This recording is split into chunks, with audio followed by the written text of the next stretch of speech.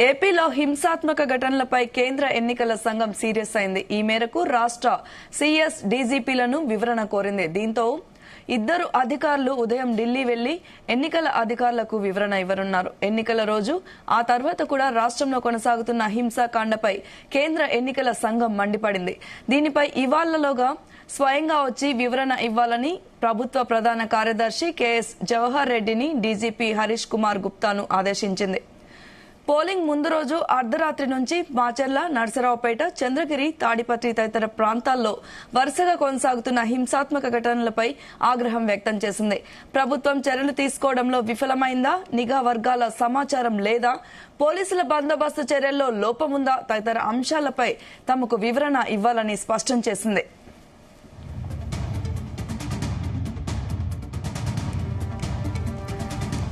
ఇక ఇదే అంశం మీద మరిన్ని వివరాలు మా ప్రతినిధి రామచందర్ అందిస్తారు. Ramachandar, good morning Soumya. అయితే ఆంధ్రప్రదేశ్ రాష్ట్రంలో పోలింగ్ రోజు అలాగే అనంతరం చోటు చేసుకునే హింసాకాండపై కేంద్ర ఎన్నికల సంఘం తీవ్ర ఆగ్రహం వ్యక్తం చేసింది.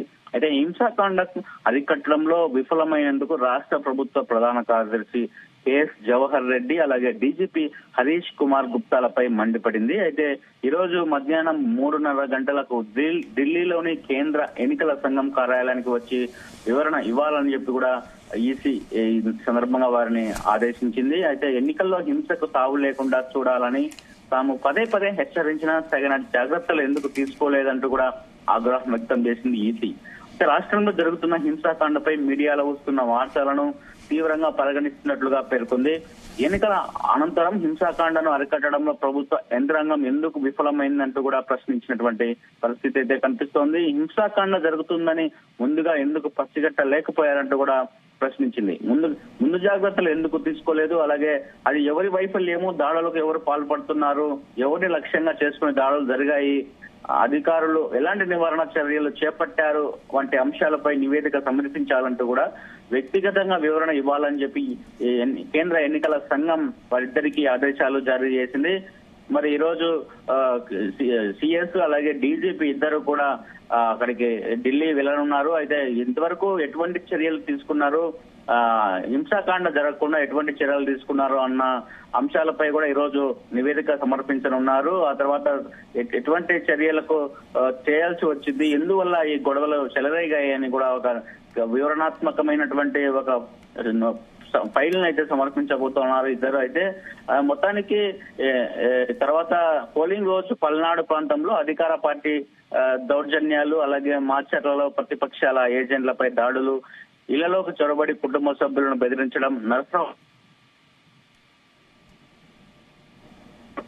స్వైర విహారం చేయడంపై ఈసీ తీవ్ర ఆగ్రహం వ్యక్తం చేసింది. అయితే చంద్రగిరి టీడీపీ అభ్యర్థి పులివర్తి నానిపై ఈవీఎంలను భద్రపరిచే స్ట్రాంగ్ రూమ్ల వద్ద మరణాయుధాలతో దాడి చేయడాన్ని కూడా గట్టిగా నిలదీసినట్లు కూడా సమాచారం అందుతూ ఉంది. మరి దీనిపై సిఎస్ అలాగే డీసీపీ ఎటువంటి వివరణ ఇస్తారు, దీని విజిటర్ ఇచ్చేటువంటి వివరణకు ఈసీ సంతృప్తి చెందుతుందా లేదా ఎటువంటి డైరెక్షన్ ఇస్తుంది అన్నదైతే కాస్త ఆసక్తిగా మారినటువంటి అంశంగా రాష్ట్రంలో ఈ రోజు కనిపిస్తోంది. అయితే చాలా ఇంటెలిజెన్స్ వర్గాలు వైఫల్యం చెందినాయని చెప్పి కూడా ఈసీ గ్రహించినట్లుగా తెలుస్తోంది. మొత్తానికి ఎన్నికల కోసం రాష్ట్ర పోలీస్ శాఖ కేంద్రాన్ని సరిపడా బలగాలను కోరలేదని చెప్పి కూడా మరోవైపు సమాచారం అందుతోంది. అయితే ఉన్న బలగాలతోనే సరిపెడతామని అభిప్రాయం వ్యక్తం చేయడం కూడా హింసను అరికట్టలేకపోవడానికి ప్రధాన కారణంగా డీజీపీ చెప్పినట్లుగా తెలుస్తోంది. అయితే నిన్న ఈసీ నుంచి ఆదేశాలు రాగానే సిఎస్, డీజీపీ అలాగే ప్రత్యేక అధికారిగా విశ్వజిత్ ఉన్నారు. ఆయన ముగ్గురు కూడా నిన్న సమావేశమయ్యారు. సమావేశంలో వీరు ముగ్గురు కూడా చర్చించుకున్నారు. ఆ చర్చలోకి ఈ అంశాలన్నీ కూడా వచ్చాయి. అయితే నిఘా విభాగం ఎప్పటికప్పుడు నివేదికలు ఇచ్చిందని, అలాగే చర్యలు తీసుకోవాల్సిందిగా పోలీస్ బాస్ మాత్రమేనని విశ్వజిత్ నిన్న మీటింగ్ లో చెప్పినట్లుగా తెలుస్తోంది.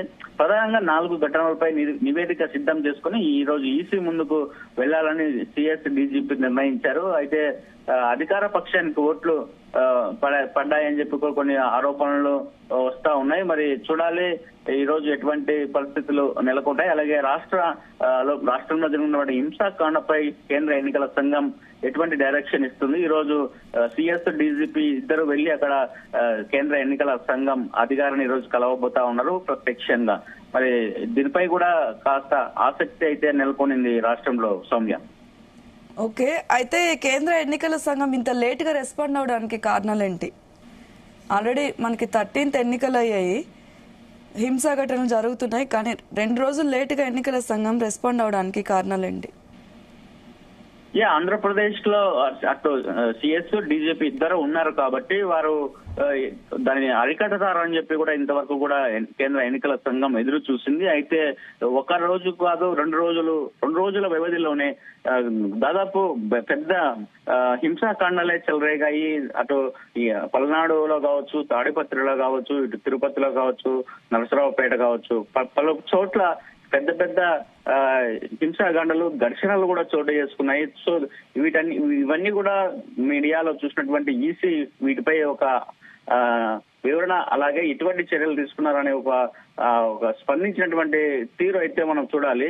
అక్కడ 2 రోజుల తర్వాతనే ఎందుకు ఇలా జరిగిందని చెప్పి కూడా ప్రధానంగా ప్రశ్నించినటువంటి పరిస్థితి అయితే కేంద్ర ఎన్నికల సంఘం అయితే చూసింది. అయితే మరి దీని మీద ఎందుకు మీరు ముందస్తు చర్యలు, ముందస్తు జాగ్రత్తలు ఎందుకు తీసుకోలేదంటూ కూడా ప్రశ్నించినటువంటి పరిస్థితి ఉంది.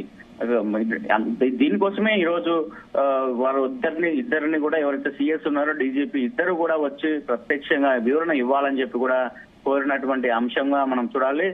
2 రోజులు వారిద్దరు కూడా రాష్ట్రంలో వారిద్దరి చేతిలోనే పగ్గాలు ఉన్నాయి. వారిద్దరికే ఎటువంటి నిర్ణయం తీసుకునే అవకాశం ఉంది. అలాగే రాష్ట్ర ఎన్నికల సంఘం కూడా ఒక పాత్ర వహిస్తా ఉంది. కాబట్టి ఈ 2 రోజుల్లో జరిగినటువంటి హింసాకాండను వారిద్దరూ నియంత్రించలేకపోయారు కాబట్టి వాళ్ళిద్దరిని కూడా సిఎస్ డీజీపీ ఇద్దరిని కూడా ఈ రోజు ప్రత్యక్షంగా వచ్చి వివరణ ఇవ్వాలి. ఎటువంటి చర్యలు తీసుకున్నారు మీరు, ఇటువంటి హింసాకాండను నిషేధించడానికి కావచ్చు, జరగకుండా ఉండడానికి ఎటువంటి చర్యలు తీసుకున్నారో కూడా ఇవ్వాలని చెప్పి కూడా ఈ రోజు వివరణ ఇవ్వాలని చెప్పి కూడా కేంద్ర ఎన్నికల సంఘం ఆదేశించినటువంటి పరిస్థితి అయితే ఉంది Soumya. Okay, thank you Ramachandar.